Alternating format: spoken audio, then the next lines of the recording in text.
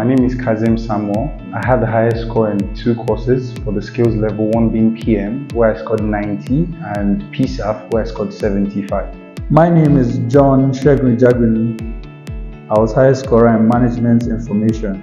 Hi everyone, my name is Sophia Panana, and I was the highest scorer in financial accounting and business law in foundation level. Ademola Abimbola. I attempted audit and assurance. My name is Dubai Kende. I got 85 in case study. My name is Mrs. Rita Obianujo Zenena. I scored the highest on CSM. Number 1, consistency. Consistency in reading and studying. Then I kept on remembering my teacher, Madam Faith's voice, saying, you must read even when you are cooking, when you are in the toilet, you can carry audit and read. Then I discovered that audit is a course that you don't take for granted. There are some terminologies there that you have to put when you are answering your question. So I kept on reading, even if it is 1 hour per day. I took it up to do that, and here we are. I attended the intensive class, 2 days intensive class actually. It was quite insightful. Apart from that, I studied the park. I was able to utilize every material at my disposal. And in the exam hall, I was calm. And when I saw the questions, everything I read, I brought them to forth.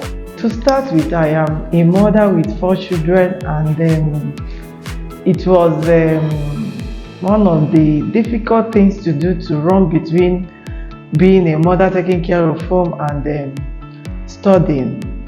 So I have to plan. I start by first planning my timetable. I make my timetable. Then I have to look into my time management to make sure that I'm not lacking as a mother and I'm not lacking as a student too. So I have to make sure that I followed my timing. That was the hardest part of it, because putting all these plans and not practicing it is like making a useless plan. So I have to make sure that I work with my time. Most of the time I bring out like 2 hours every day to read my book.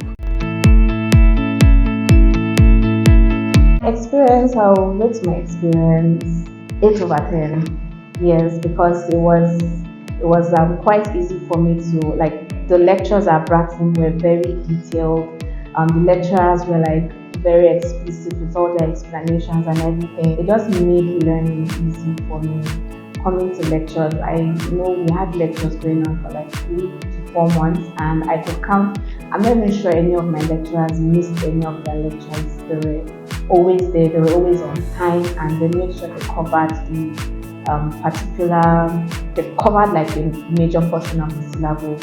And also reading, Bratton made reading very easy for me, because most times after work I could just come here to come and read, and there's just always available space in most of the classes and the library. So my experience was a wonderful one. Bratton is a very conducive environment where you can read, well-prepared facilitators, and it gives that feeling of a school, because beyond the teachings, we have the liberty to gather and cluster around students together and rub minds on various courses to learn more and understand better what has been taught in classes. That was one really big goal which helped. I would rate it a 9. That's because there was a wide range of topics which was covered, and I think consistency. There was a lot of consistency during the course, a lot of lectures, at least weekly follow-ups, revision. So I was able to cover all the topics within the time before the exam. They have good hands, and there's something I like about Bratton. They want their students to believe in themselves. Earlier on I was saying consistency. They will ask you questions, they will push you to do things you even feel you can't, but they will keep on encouraging you. Bratting appears a little bit more organized, easy, at least to go back to what was done, recording. The good part of it is that in Bratins we have good teachers, or rather I would say I have good teachers that first of all they make you feel comfortable with them by being jovial and get you to get relaxed. And you know, when you get relaxed, you feel like you're talking to your friend. Especially for my CSME lecturer, Mr. Nasiru.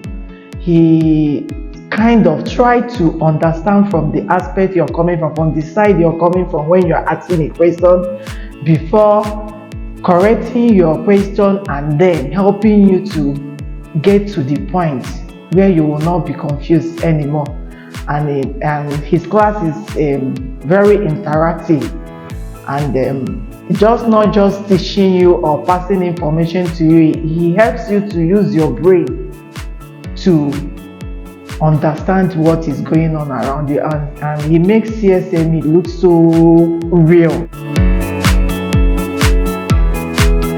Attending the classes would help. At least look at the past question, look at how you should structure your answers, and just be calm in the exam hall, and make sure you feel everything, like the executive summary up to the requirement 2 up to your appendix. Make sure you attend everything, so that at least if there's any mark allocated to each part, you are going to get there. Not that you would allow the time to finish and you have not done, maybe you have done only requirement 1.